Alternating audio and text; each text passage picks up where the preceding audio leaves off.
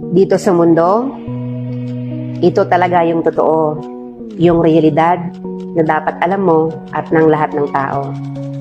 Naparito kang hubad, aalis kang nakahubad. Dumating kang nangihina, lilisan kang mahina.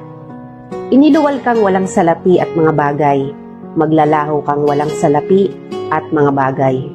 Ang una mong paligo, may naghugas sa iyo. Ang huli mong paligo, may maghuhugas sa iyo. Ito ang buhay, kaya bakit labis ang mali siya, ang inggit, ang pagkamuhi, ang galit at pagkamakasarili. Maging mabait sa lahat at gumawa ng kabutihan. May hangganan ang oras natin sa mundo.